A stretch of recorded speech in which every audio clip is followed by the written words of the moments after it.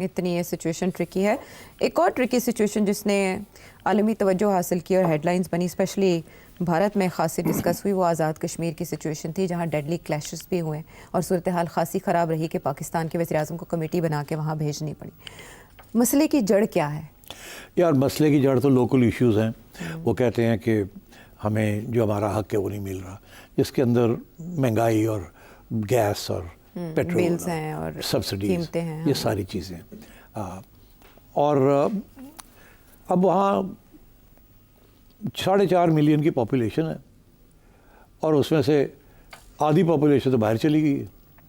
کوئی 2.5 ملین رہ گئے ہیں، اس میں سے یہ لوگ 25,000 بندے اکٹھے کر لیتے ہیں. That's very substantial, it's very threatening. اور وہاں بھی youth factor is very important. تو میرا خیال ہے کہ یہ ساری 90% ان کی باتیں مان جائیں گے، جو کہ جس کے لیے کانسٹیٹیوشنل امینڈمنٹ کی ضرورت نہیں ہوگی. جو سبسڈیز دینی ہے، جو کرنا ہے، یہ جلدی مان جائیں گے. ابھی ایک کمیٹی بھی بنا دی گئی ہے اور میرا خیال ہے جلدی اس کو ڈیفیوز کرنے کی کوشش کریں گے اور ہو بھی جائے گا. مگر یہ ایک نئی ڈیولپمنٹ ہوئی ہے اور میں سمجھتا ہوں this is a very tricky issue. So I think government should act very fast and اس کو ڈیفیوز کرے اس سچویشن کو. میں سمجھتا ہوں کہ again bad advice, bad management. اچھا ایشو کیا؟ مسئلہ یہ ہے کہ جو آپ کی ٹاپ لیڈرشپ ہے وہ تو پاکستان میں ہے ہی نہیں. وہ کبھی امریکہ پہنچی ہوئی ہے، کبھی UK پہنچی ہوئی ہے، کبھی سعودی عربیہ پہنچی ہوئی ہے. تو یہاں کون تھا جو کہ اس قسم کے فیصلے کرتا؟ تو اس لیے یہ کنسلٹیشن کا بھی ٹائم نہیں ملا. تو اب رانا ثناء اللہ صاحب کو بیچ میں ڈالا ہے اور وہ مذاکرات کر رہے ہیں اور میرا خیال ہے وہ مسئلہ حل کر لیں گے. مگر ان کے جو 90% ڈیمانڈز ہیں وہ جینیون ہیں. اور وہ 12 نشستوں والا معاملہ کیا ہے؟ وہ دیکھیں نا، وہ کانسٹیٹیوشنل ایشو ہے، مگر اس کے لیے تھوڑی سی امینڈمنٹ کی ضرورت پڑے گی. دیکھیے اب انٹرنیٹ کی وجہ سے ساری دنیا جاگ اٹھی ہے. سب کو اپنے حقائق اور حقوق کا احساس ہے اور مانگتے ہیں لوگ، اور اب انٹرنیٹ کی وجہ سے سب چیزیں نظر آتی ہیں. تو آئی تھنک یہاں آزاد کشمیر میں بھی یہ ہوا ہے. میں صرف یہ کہوں گا والا سن رہا ہے، خیال رکھیں. اس ملک کے اندر بہت سے وہ کہتے ہیں کہ بیماری جب ہوتی ہے تو پھوڑے نکلنے شروع ہو جاتے ہیں. تو آپ جب تک بیماری کو ٹیکل نہیں کریں گے تو اس قسم کے پھوڑے نکلتے رہیں گے. خیال رکھیں آپ، you are going through a very dangerous phase. اور اس کے انڈیکیٹرز بھی سارے بتا دیے اور اس میں کیا کیا فیکٹرز کار فرما ہو سکتے ہیں. اور جب کہا جا رہا ہے حکومتی شخصیات جو مذاکرات کر رہی ہیں کہ مطالبات سارے عوامی مفاد میں ہیں، تو پھر ان کو قبول کرنے میں اتنی دیر کیوں لگائی ہے، ان پر بات کرنے میں اتنی دیر کیوں لگائی؟ وہی معاملہ ہے مینجمنٹ کا اور توجہ دینے کا.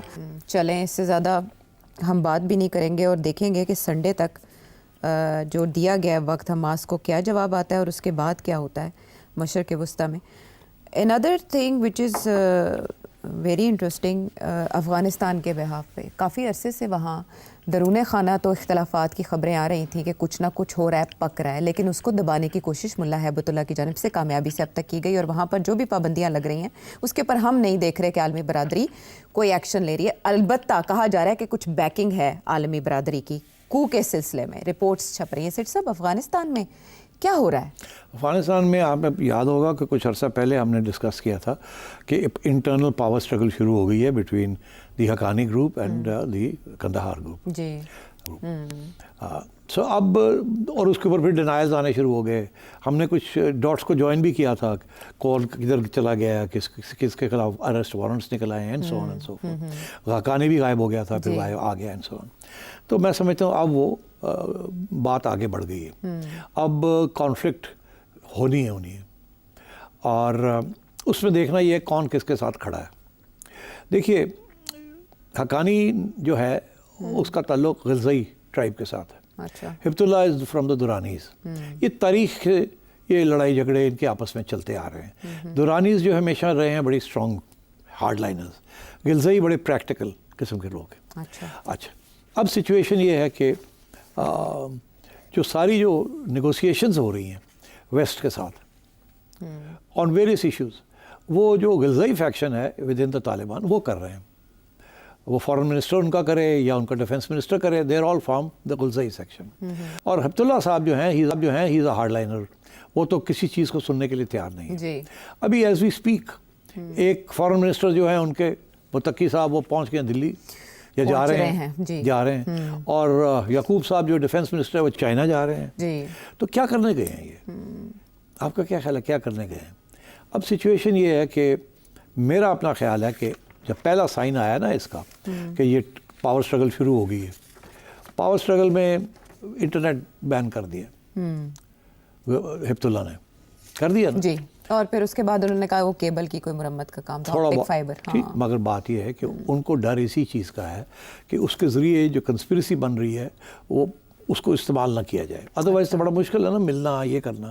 انٹرنیٹ کے ذریعے, واٹس ایپ کے ذریعے آپ کمیونیکیٹ کر لیتے ہیں, آپ سارا کنسپریسی بنا سکتے ہیں. تو اس نے اس لیے بند کیا, اور کوئی ریزن نہیں ہے. ریزن یہ دیا ہے فحاشی, نہ that is just an excuse is to cut communications, تاکہ یہ جو کنسپریٹرز ہیں جو وہ سمجھتے ہیں کہ ان کے خلاف کچھ کر رہے ہیں یا کریں گے, ان کو روکا جائے اور ان کو فیسیلیٹیٹ نہ ہو.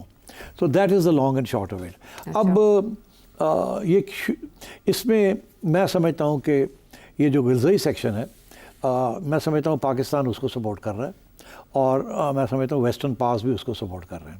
وہ پریکٹیکل قسم کے لوگ ہیں, وہ ماڈریٹس ہیں, وہ چاہتے ہیں کہ افغانستان کی ریکگنیشن ہو, فورن ایڈ آئے, ڈیلز ہوں, and so on and so forth. اور جو ہبت اللہ صاحب ہے وہ سمجھتے ہیں نہیں, بالکل کچھ نہیں کرنا, ہاتھ نہیں لگانا فارنرس کو, وہ نہیں کرنا. He is part of the old Mullah Omar group. سو اب انفارچونیٹلی میں سمجھتا ہوں وہاں سچویشن سول وار کی طرف بڑھ رہی ہے. کسی سٹیج پہ بھی اسیسینیشنز ہو سکتے ہیں اور وار اور آؤٹ بریک ہو سکتی ہے, ہاسٹیلیٹیز. فورن پاور سے آپ کی کیا مراد ہے؟ امریکہ, چائنا نیوٹرل رہنے کی کوشش کر رہا ہے, اور ہبت اللہ کے ساتھ کوئی بھی نہیں ہے. سو دا لائکلیہڈ از کہ they may be an internal power struggle جس میں ہبت اللہ کی چھٹی ہو جائے, ریجیم چینج جیسے کہتے ہیں. آئی think this is a distinct possibility. اگر وہ ہوا تو پھر افغانستان جو ہے اس کی ریکگنیشن کی بات بھی آ سکتی ہے, اور باقی چیزیں جو ہیں جس وقت ڈسکس ہو رہی ہیں وہ بھی ہو سکتا ہے.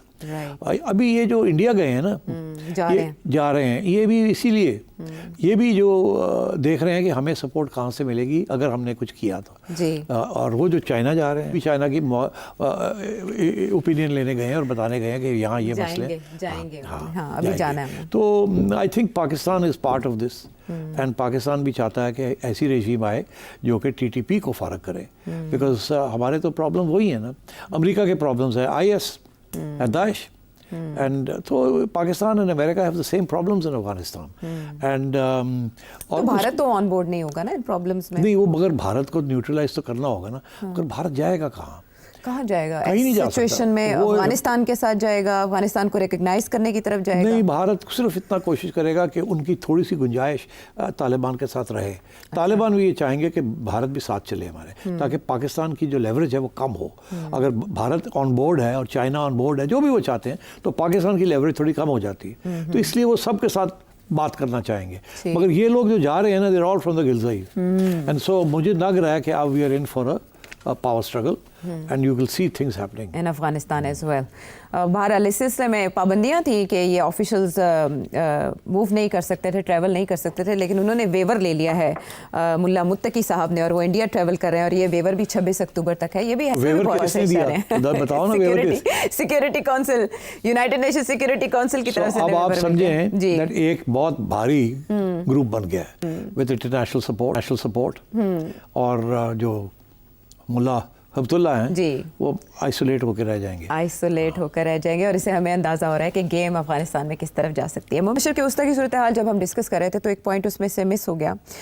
سعودیہ پاک معاہدہ جو ہوا ہے, وزیر اعظم نے اس کی تفصیلات تو پارلیمنٹ کو بتانی ہے یا نہیں بتانی, جب وہ آئیں گے پارلیمنٹ تو پتہ چلے گا. لیکن وزیر اعظم دوبارہ جا رہے ہیں سعودی عربیہ, آپ کے خیال میں یہ دورہ کس مقصد کے لیے ہوگا؟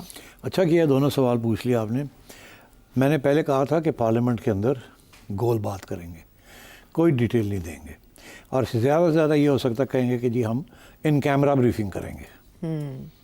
یہ شاید پرائم منسٹر صاحب یہ کہہ دیں کہ موٹی بات کر دیں, اور اگر زیادہ پریشر پڑا تو یہ کہیں ہم ان کیمرہ کوئی بریفنگ کر دیں گے. پھر وہ دیکھا جائے گا ان کیمرہ کس قسم کی بریفنگ ہوتی ہے, کہاں ہوتی ہے اور کیا ہوتی ہے. یا یہ کہہ سکتے ہیں کہ یہ ڈیفنس پیکٹس جو ہوتے ہیں وہ پارلیمنٹ کے اندر اسپیشل کمیٹیز کے اندر ڈسکس ہوتے ہیں, جنرلی نہیں ہوتے, اور ہم یہ نیشنل سیکورٹی کمیٹی جو ہے آف دا کیبنٹ, وہاں ہم یہ بات کریں گے. اس قسم کی بات کر کے یہ ٹال دیں گے. یہ they are not going to tell you what is in this agreement. اس اگریمنٹ کا جو امپورٹنس ہے وہ یہی ہے کہ پتہ نہ چلے اس کے اندر ہے کیا. That is the essence of this agreement. کسی کو نہیں پتہ چلنا چاہیے کہ کیا ہم نے کمٹ کیا اور کیا مانگا انہوں نے, ادروائز اس اگریمنٹ کی جو افیکٹونیس ہے وہ کم ہو جائے گی. پہلی بات. دوسری بات یہ کہ شہباز شریف صاحب کیا کرنے چاہیں گے, یہی جو ہم نے ڈسکس کیا نا, جو کہ اب جنہوں کہتے ہیں پسوڑی پی گئی, ادھر بھی پسوڑی پی گئی, انہوں نے بھی پسوڑی پی گئی کہ اسی تو کچھ اور کر کے آئے تھے, تو ڈونلڈ ٹرمپ نے اور اسرائیل نے کچھ اور کر دیا, اب کیا کرنا ہے. تو میں نے آپ کو بتایا, انہوں نے ابھی تو یہ جی ہم وہ بیان کر دیا یہ, مگر اب آگے بھی تو جو آپ نے میرے سے ڈسکس کی ہیں چیزیں, کہ اگر یہ حماس نہیں کرتا اور یہ شروع کر دیتے ہیں تو پھر ہم کیا کریں گے. ٹھیک, تو یہ طے اب جا کے, بیکاز اس وقت تو ٹائم نہیں ملا نا, اوکے کر کے آ گئے ہیں, اب جا کے یہ کرائسس سچویشن کی طرف جا رہا ہے, اور ڈونلڈ ٹرمپ نے دھمکیاں دینی شروع کر دی ہیں. So I think this is what they will discuss, and یہ معاملہ جلدی سیٹل نہیں ہوگا. This is a very complicated and difficult situation, اور سب سے زیادہ ڈیفیکلٹ پوزیشن پاکستان کی ہوگی, میں پھر سے ریپیٹ کر رہا ہوں. تو یہ اب آنا جانا رہے گا, ڈسکشنز رہیں گی ان کی ایٹ ایوری اسٹیج. اب ایسے شہباز شریف صاحب اور ڈار صاحب جو ہے نا, وہ آدھا وقت تو سعودی عربیہ اور قطر میں ہوں گے اور آدھا وقت پاکستان میں ہوں گے.